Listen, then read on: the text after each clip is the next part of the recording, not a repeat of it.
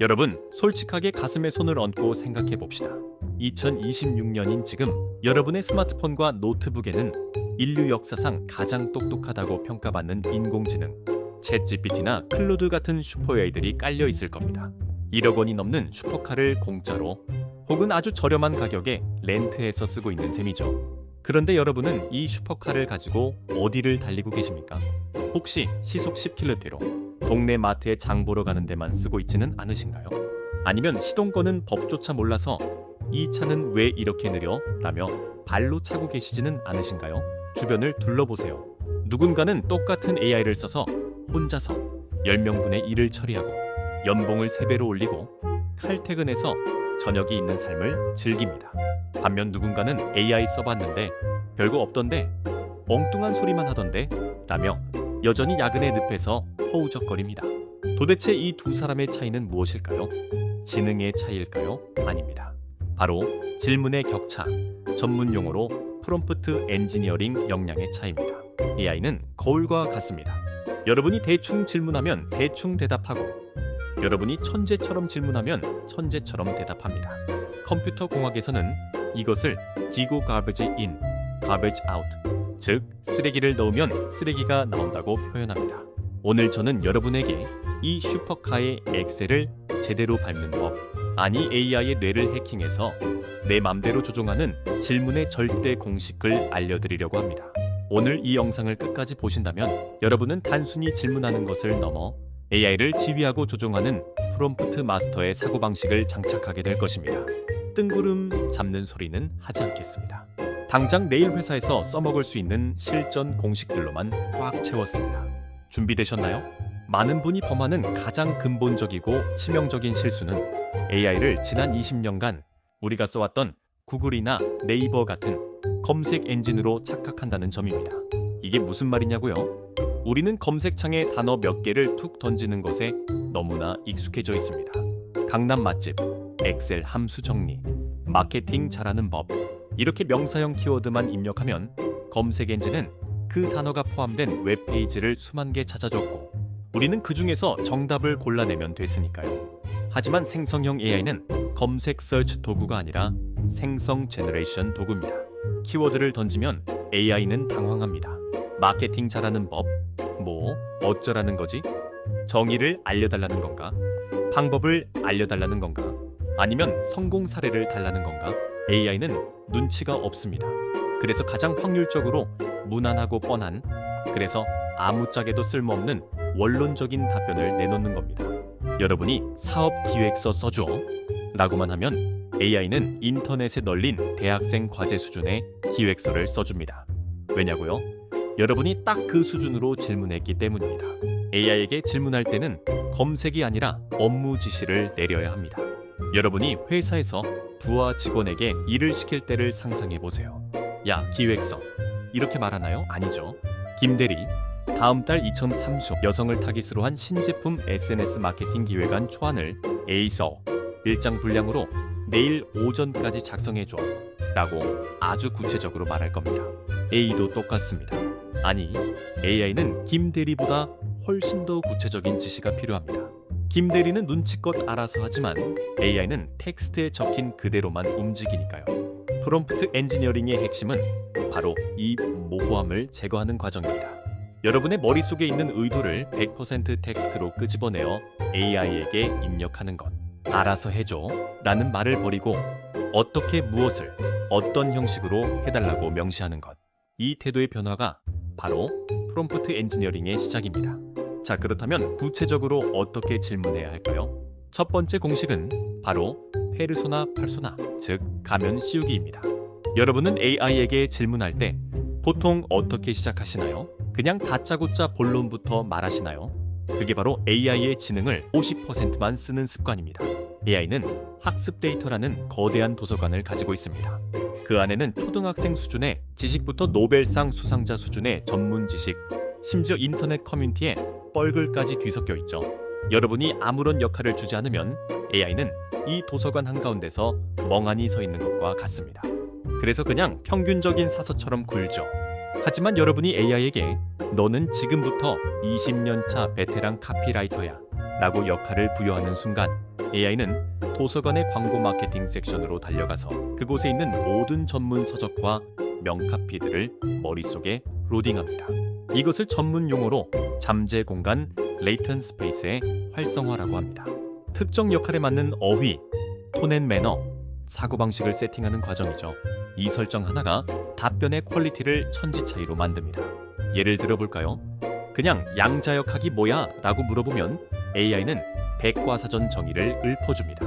어렵고 재미없죠. 하지만 너는 아이들을 아주 사랑하는 유치원 선생님이야. 5살짜리 아이도 이해할 수 있게 양자역학을 설명해줘. 라고 하면 어떨까요? 자, 여기 동전이 있어.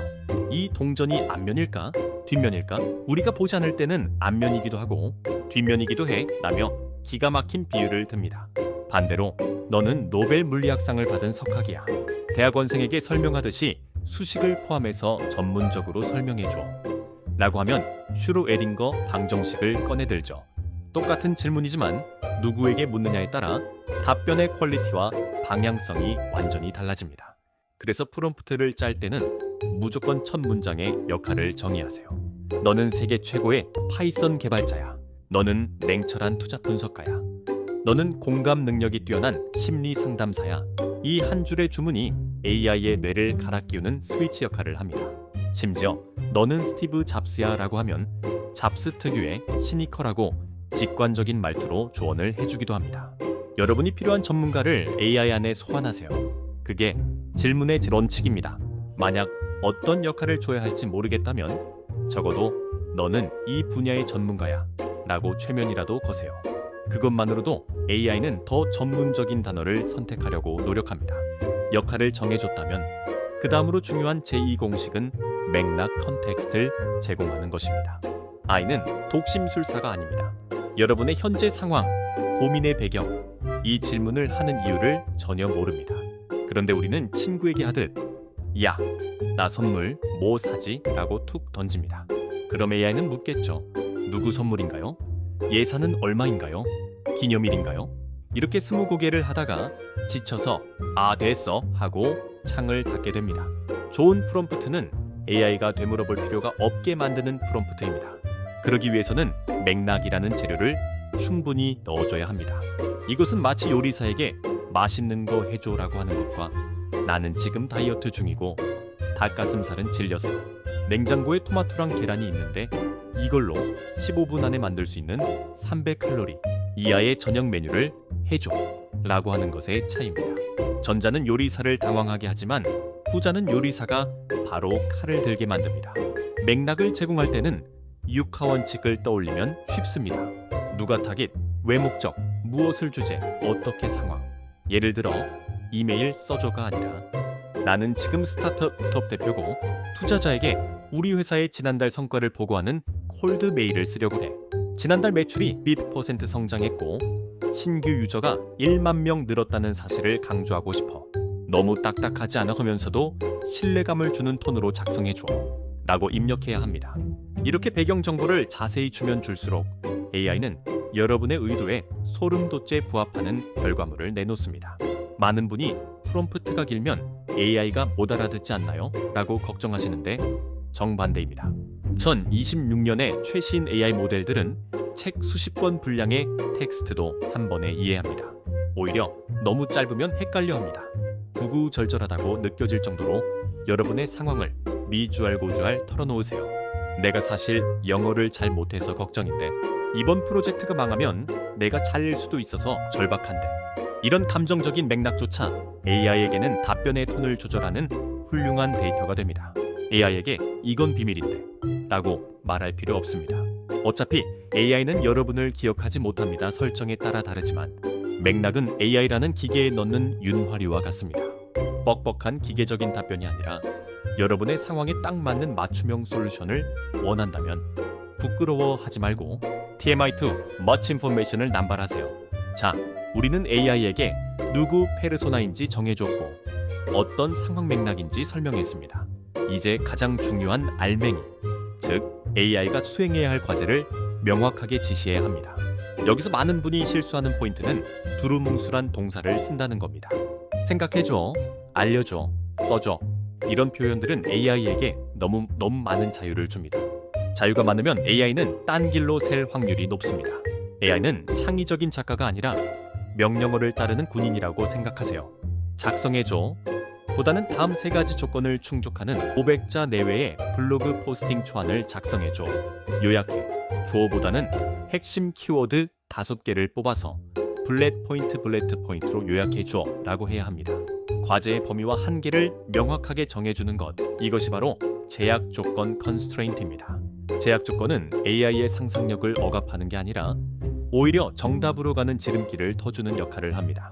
예를 들어 유튜브 대본 써줘 라고 하면 AI는 1분짜리 숏폼을 쓸지 10분짜리 롱폼을 쓸지 고민하다가 애매한 3분짜리를 내놓습니다.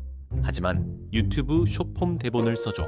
길이는 공백 포함 400자 이내여야 하고 첫 문장은 시청자의 호기심을 자극하는 질문으로 시작해야 하며 마지막에는 구독을 유도하는 멘트로 끝내야 돼. 말투는 20대 대학생처럼 친근하고 유머러스하게 해줘 라고 하면 어떨까요? AI는 고민할 필요 없이 여러분이 정해준 틀 안에서 최고의 결과물을 만들어냅니다. 글자 수 제한, 문체 톤 앤 매너, 포함해야 할 키워드, 제외해야 할 단어 등 제약 조건은 구체적일수록 좋습니다. 전문 용어는 쓰지 마. 비유를 많이 들어줘. 이모지를 섞어서 써줘. 이런 사소한 디테일들이 모여서 내 맘에 쏙 드는 답변을 만듭니다. 특히 부정 명령어 네거티브 프롬프트를 활용하는 것도 고급 기술입니다. 하지마 라고 명시하는 것이죠. 추상적인 표현은 쓰지마. 접속사를 너무 많이 쓰지마. 뻔한 서로는 생략해. 이렇게 하지 말아야 할 것을 정해주면 AI는 답변을 생성할 때 그 확률을 소거해 나갑니다. 이는 마치 조각가가 돌을 깎아낼 때 불필요한 부분을 쳐내는 것과 같습니다. 여러분이 원하는 형상만 남기기 위해서는 무엇을 남길지보다 무엇을 버릴지를 알려주는 게 더 효과적일 때가 많습니다. 기억하세요. AI는 여러분이 말하지 않은 것은 모릅니다. 당연히 알겠지? 라는 생각은 버리세요. AI에게 당연한 것은 없습니다. 이제 네 번째 공식, 바로 출력 형식 아웃풋 포맷입니다. 이 공식은 여러분의 퇴근 시간을 최소소 1시간은 앞당겨줄 치트키입니다. AI가 아무리 똑똑한 답변을 내놔도 줄글로 빽빽하게 10페이지를 써주면 읽기가 싫어집니다. 그리고 그 내용을 엑셀에 옮겨 적거나 PPT에 넣으려면 또다시 노동을 해야 하죠. 여러분은 AI에게 결과물을 어떤 형태로 받을지까지 정해줄 수 있습니다. 표 테이블로 정리해줘. 마크다운 형식으로 작성해줘. 파이썬 코드 블록으로 보여줘. 제이선 데이터 형식으로 변환해줘. CSV 파일로 저장할 수 있게 콤마로 구분해줘. 이렇게 형식을 지정하면 AI는 그 즉시 데이터를 가공해서 여러분이 원하는 대로 보여줍니다. 예를 들어볼까요? 삼성전자와 애플의 최근 5년 재무제표를 비교해줘 라고 하면 보통 줄글로 깁니다. 삼성전자는 2021년에 얼마였고 애플은 읽다 지치죠. 하지만 삼성전자와 애플의 최근 5년 매출액, 영업이익, 순이익을 연도별로 비교하는 표를 만들어줘. 첫 번째 열은 연도, 두 번째 열은 삼성전자 매출, 세 번째 열은 애플 매출. 이런 식으로 구성해줘 라고 하면 깔끔한 엑셀표 같은 결과물을 줍니다. 여러분은 이걸 긁어서 엑셀에 붙여넣기만 하면 됩니다.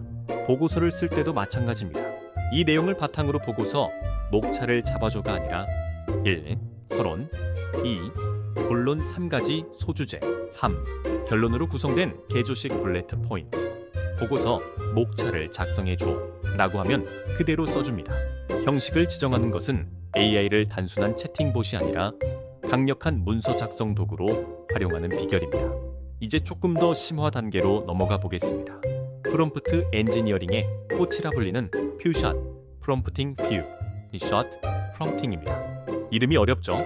쉽게 말해 예시를 보여주는 것입니다. 여러분이 신입사원에게 일을 가르칠 때 100번 말로 설명하는 것보다 자, 예전에 내가 했던 거 이거 봐봐. 이렇게 하면 돼.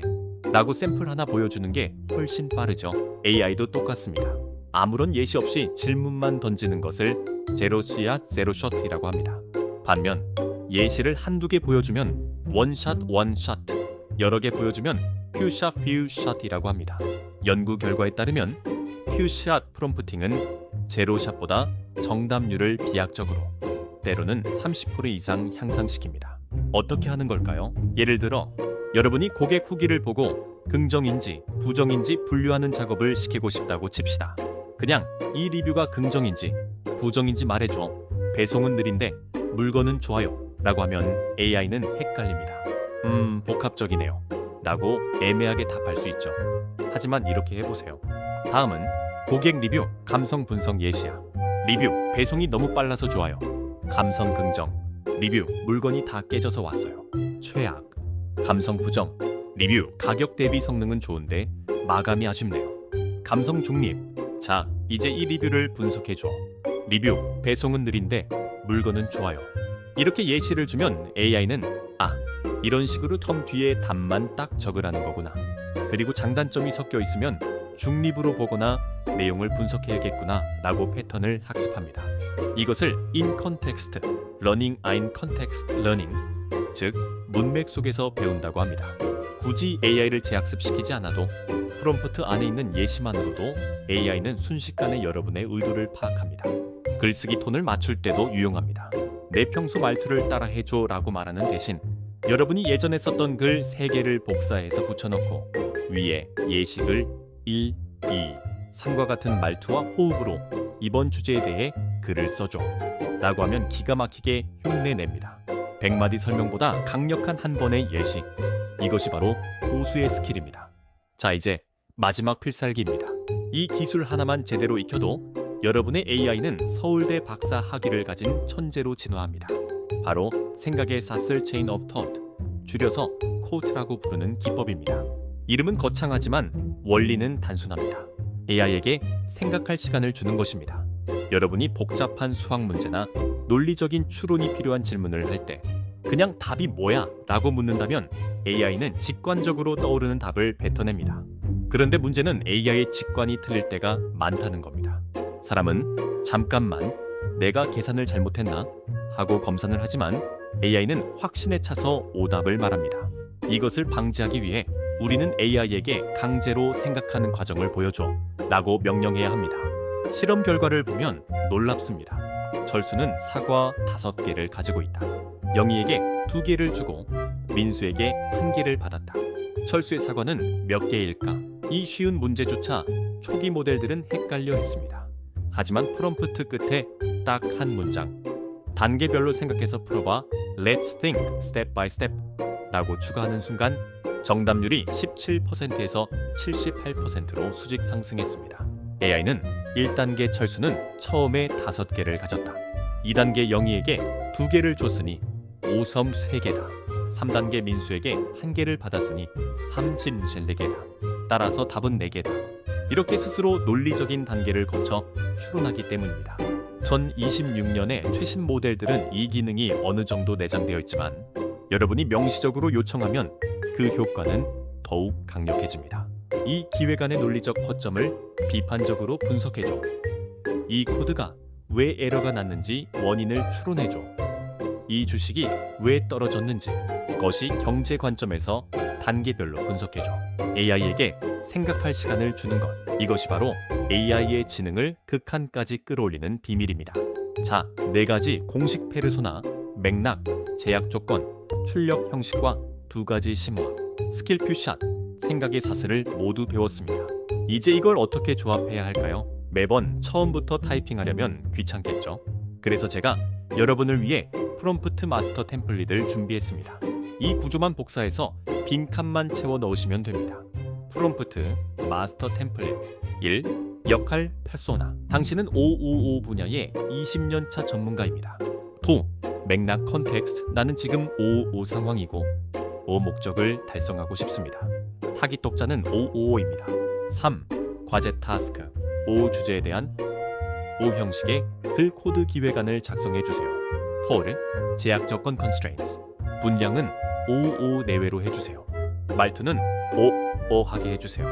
반드시 55 키워드를 포함하고 5 내용은 제외해 주세요. 5. 출력 형식 포맷 결과물은 표 마크다운 리스트 형식으로 보여주세요. 6. 생각의 사슬코티 단계별로 논리적으로 생각해서 작성해 주세요. 이 템플릿을 메모장이나 노션에 저장해 두고 필요할 때마다 꺼내 쓰세요. 처음에는 어색하고 시간이 걸릴지 몰라도 일주일만 연습하면 여러분의 뇌 구조 자체가 AI 친화적으로 바뀝니다. 그때가 되면 여러분은 더 이상 프롬프트를 고민하지 않고 숨 쉬듯이 자연스럽게 AI를 부리게 될 겁니다. 남들이 1시간 걸려 끙끙댈 일을 10분 만에 끝내고 커피 한잔하는 여유, 그것이 바로 프롬프트 엔지니어링이 여러분에게 선물할 미래입니다. 마지막으로 프롬프트 엔지니어링은 암기 과목이 아닙니다. 공식은 가이드라인일 뿐 정답은 없습니다. 가장 중요한 건 시도와 대화입니다. AI가 내놓은 첫 번째 답변이 마음에 안 든다고요? 포기하지 말고 피드백을 주세요. 내용은 좋은데 말투가 너무 딱딱해. 좀 더 부드럽게 바꿔줘. 표에 증감률 항목을 추가해줘. 이렇게 핑퐁 하듯이 대화를 주고받으면서 결과물을 다듬어 나가는 과정. 이것이 바로 고수의 작업 방식입니다. AI는 한 번에 정답을 내놓는 자판기가 아니라 여러분과 함께 결과물을 만들어가는 파트너입니다. 파트너에게 피드백을 주는 것을 두려워하지 마세요. 아니, 그게 아니고 라며 정정해줘도 AI는 화내지 않고 묵묵히 수정합니다. 오히려 여러분의 취향을 학습해서 다음번에는 더 좋은 답변을 내놓을 겁니다. 여러분의 질문 하나하나가 AI를 천재로 만들 수도 있고 바보로 만들 수도 있습니다. 안녕. 대신 너는 내 최고의 비즈니스 파트너야 라고 시작해보세요. 오늘 영상이 유익했다면 구독과 좋아요 부탁드립니다. 감사합니다.